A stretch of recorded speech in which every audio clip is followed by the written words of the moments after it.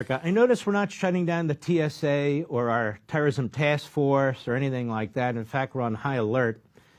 Is the problem here, Newt Gingrich, that this enemy, the Islamist Nazis, as I call them, their mentality, their belief system, and all the rest, they're never going to give up, are they? Well, look, I think this is the great challenge President Trump faces.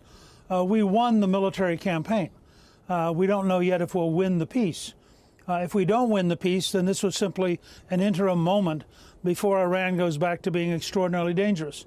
On the other hand, when they look at the total damage done to them, first by the Israelis and then by the American military, and the threat that President Trump was very clear about, that if we have to, we can pulverize their entire system.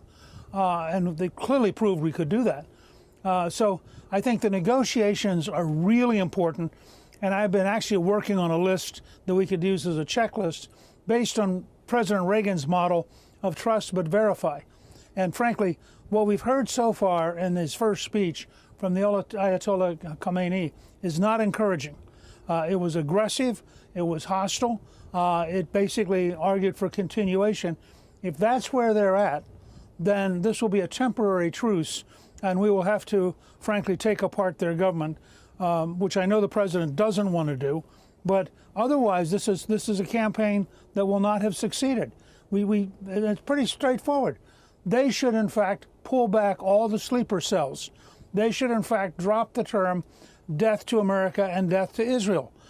They should, in fact, pull up the 400 kilograms of uranium that they've apparently hidden. I mean, there are a series of steps we can take, all of them measurable.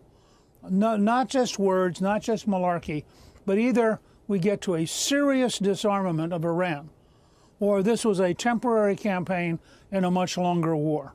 And I don't think we know yet which it is.